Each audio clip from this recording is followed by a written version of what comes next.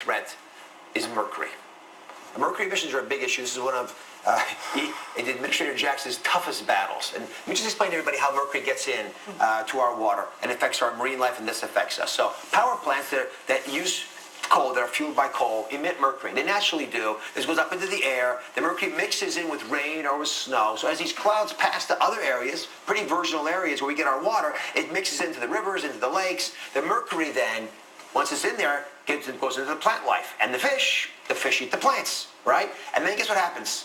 The big fish, they eat the small fish. And then guess who eats the big fish?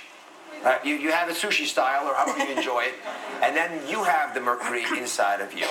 So is this a real concern?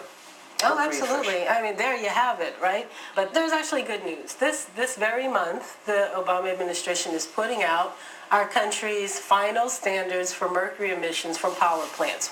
The good news is you can control it. You can control the emissions so that you take the mercury out before it hits the air. But it does cost some amount of money. Since 1990, the Clean Air Act has said that EPA should regulate the amount of toxins like mercury and arsenic and nickel and chromium, hydrochloric acid from power plants. Those rules are coming out this month, and our analysis showed, remember that cost-benefit analysis? 20 times the benefit to the cost. 17,000 premature deaths avoided a year. And analyses show that these regulations can be implemented over the next 3 to 4 years, that they will not have a huge impact on electricity or our bills, but look at the impact they're going to have on our healthcare costs. Look at the hundreds of billions of dollars that won't be spent because we insisted that these power plants clean up their act. Everything you're saying makes so much sense to me. I expect everyone who's sitting here thoughtfully listening to this would agree. But there are a lot of folks who want less regulation. They argue that we got to protect jobs right now, not the environment. Critics say the EPA protects the fish and the ozone levels, but it kills jobs. And because of that, companies, they argue, can't afford to follow the EPA guidelines. And communities are laying off teachers, they're laying off firefighters. So why should they now have to add extra costs that are supposed to make our lives better by meeting EPA standards? You do not have to choose between a strong, healthy environment and a strong, healthy economy. They actually go together. If our people are healthier, if we're investing in our power plants so that we can bring them up to date and put advanced technology on them, all those things actually create jobs. So you have worked so hard to create these pollution standards to make it a better place for us as a nation. But your boss, President Obama, recently publicly rejected your plan. And I'm just going to ask you straight up because I want to understand how these decisions are made. Do you think President Obama betrayed you?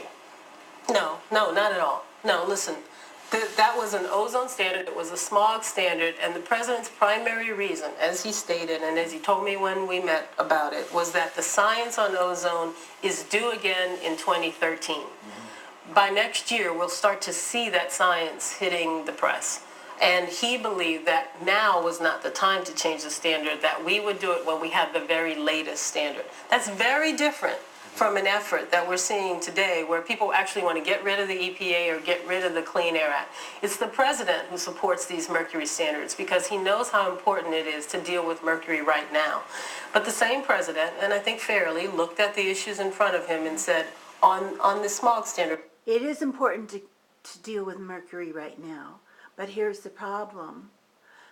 We're mandating that people buy those compact fluorescent light bulbs that have mercury in them. And the government is mandating that. So how do they expect to get rid of mercury when they're making us as a people in America to buy the compact fluorescent light bulbs? They want us to switch over to compact fluorescent by, I think it's 2013. We're going to wait for the latest science in 2 more years. So you brought up getting rid of the EPA. And I can't tell you, I can't even count anymore how many presidential candidates have argued, and a lot of voters agree with them, to get rid of the EPA.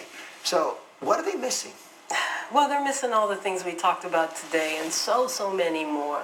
They're missing that there wouldn't be an environmental cop on the beat. There wouldn't be any entity at the federal level who sits in a room and says, but what about health?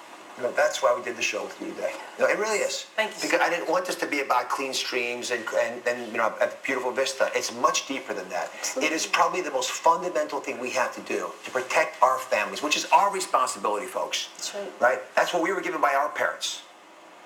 And so kudos for you fighting that battle. Thank you. And I do think we have to have someone manning this. We've talked about 3 things. When we come back, I want to give you the steps that each of you have to do in your own home to make sure that your water is safe. Stay with us.